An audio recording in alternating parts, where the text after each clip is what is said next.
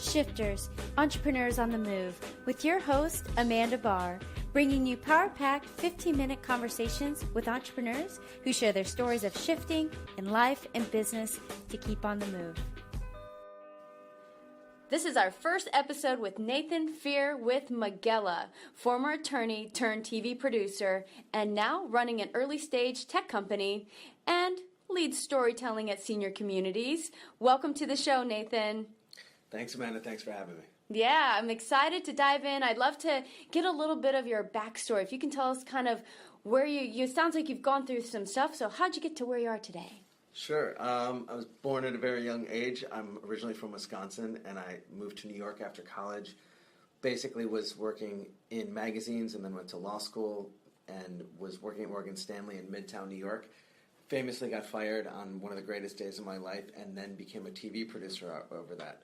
Whoa. After that, very quickly decided to put on jeans and a button down and became a producer.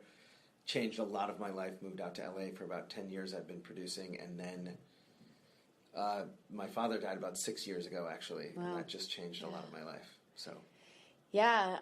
Wow. That's a power punch. Tell me more. I know you a little bit, but I'd love to find out more about that journey. And I know your dad kind of plays into your startup. So can you take us down that? Sure. Journey? I was very close with my grandparents, so I always had an intergenerational relationship is always important to me. I've always strangely hung out with old people. I lied my way into teaching comedy improv at a senior community for a year and a half when I first moved out to LA. And I currently lead storytelling sessions with seniors, which is basically me sitting around, super casual, just talking with them, shooting the shit, just telling 3-minute stories. Are they telling the story or are you telling the story? They're telling the stories. Oh, I'm just like a simple, easy catalyst.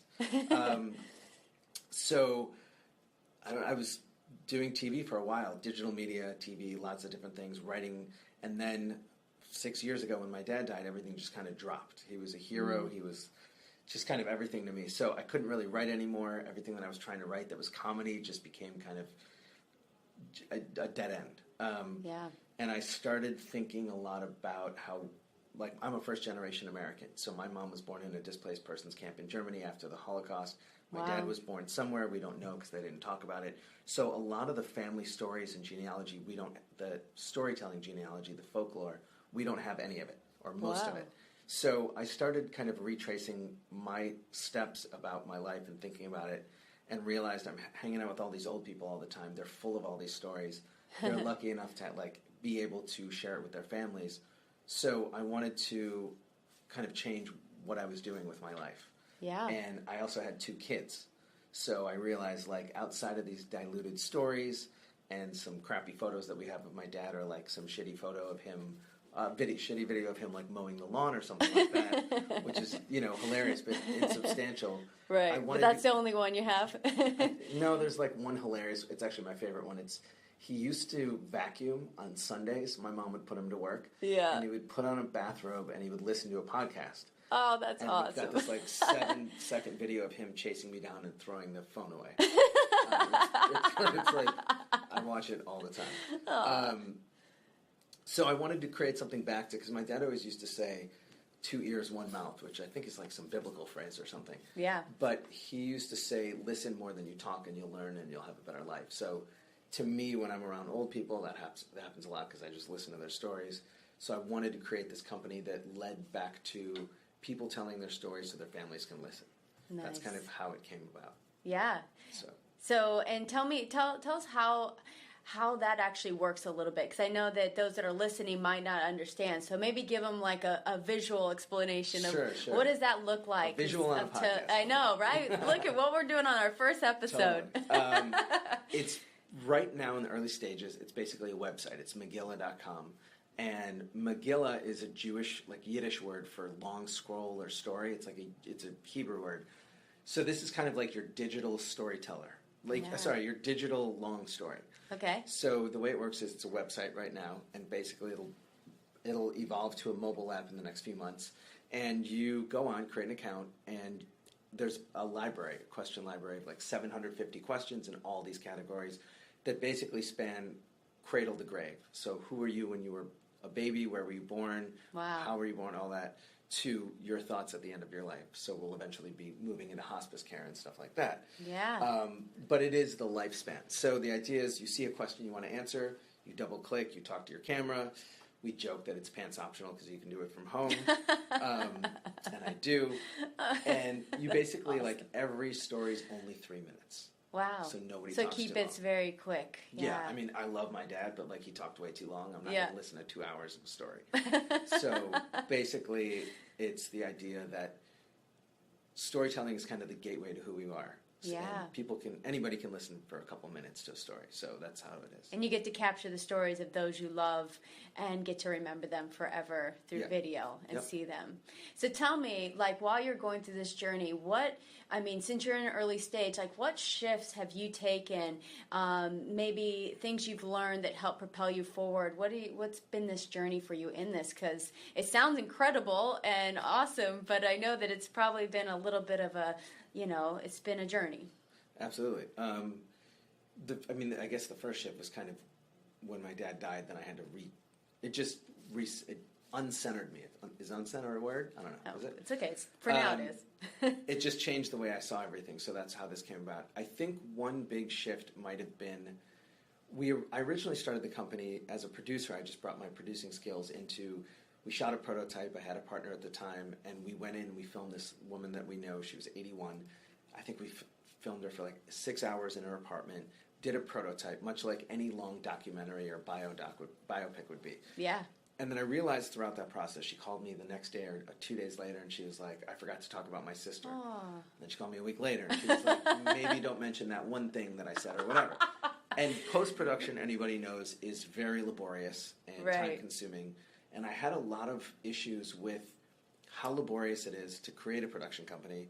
There's no scalability. You're only really filming one person at once. Right. And we started writing up a marketing plan that really would have only targeted the affluent in order to have a margin, any profit at all. And I really had a lot of ethical issues with only wealthy people telling their stories. Right. I think truly, as cheesy as it sounds, I do think that everyone has a story to tell. So I quickly killed that company and created this tech company. Wow. That's supposed to scale towards anybody that can afford it.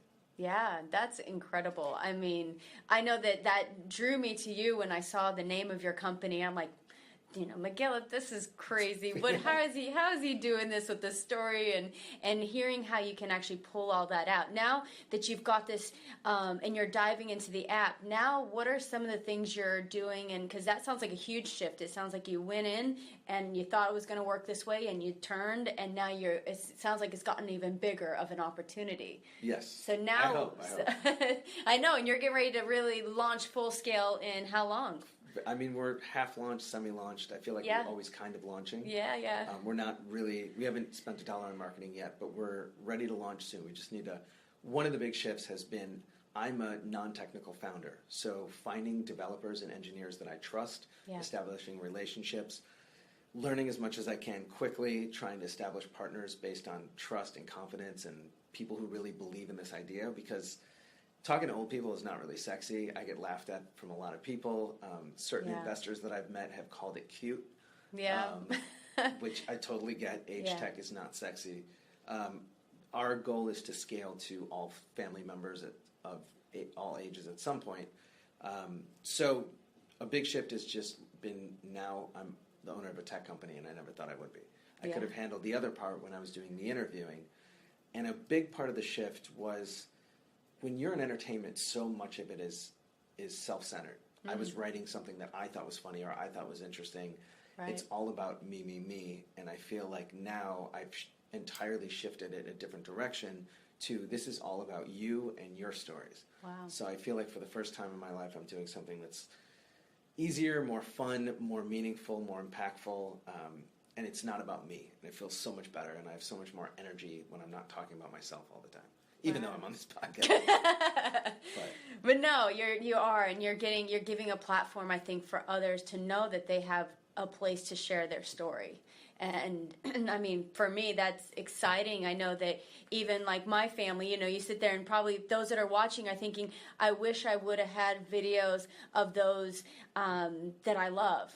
and they're not here now, and at least to hear their story, like what was it like when they grew up. Yeah. So I think that it's going to catch on, and those investors that said it was cute will probably be wishing they would have been a part of the journey later down the way. Maybe they'll swing back around if you're listening.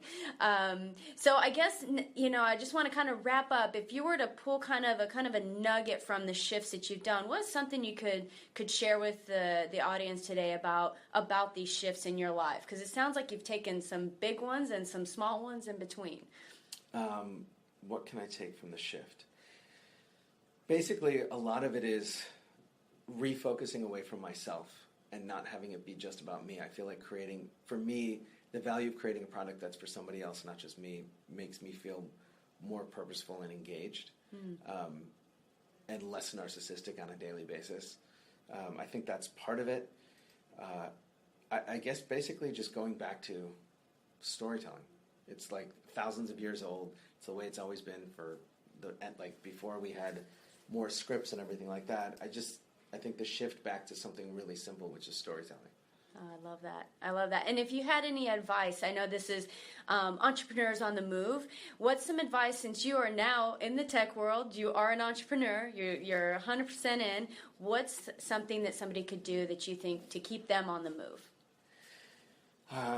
It's probably been said a million times before, but just be cool living in uncertainty and getting your sea legs and just being up at all. There's dark times are constant, and it's constantly uncertain. And even with launches, you're never really fully launching. I would just say be comfortable living in uncertainty and always pushing forward. I think that's really what it is, because you're never really finished and everything feels constant. And I guess for me, having an emotional product is what keeps me going at night. Yeah, that passion behind what you're doing. Oh, I love it. It has literally been a power punch of information and insights and getting to hear your world. And I'm so thankful that you chose to be on our show today. And, just for the audience, how can they connect with you? Because I know that there's going to be people out there listening that might want to be a part of this, use this for their family. How can they reach you? Yeah, I hope people reach out. Nathan@Megilla.com is my email. You can go on to www. There's three of them, right? Yeah. We'll add a fourth. Yep. Megilla.com. It's MEGILLA.com. There's a couple emails there. There's a phone number that goes directly to my line. We're early, so the more support, the better. And it's something that we think that everybody will want for their families, we hope. Awesome. Well, thanks, and we're going to get out of here and keep on the move. We hope you enjoyed the episode today. We appreciate each one of you for listening and hope you left inspired and motivated to keep on the move. If you think this episode might help or inspire someone else, please share. Don't forget to subscribe and keep in the loop to hear more incredible stories of entrepreneurs like yourself on the move. Thank you for our supporters, RTB Capital Group, Financial Powerhouse, Callcast, and Power Podcasting. Now, get out there and keep on the move.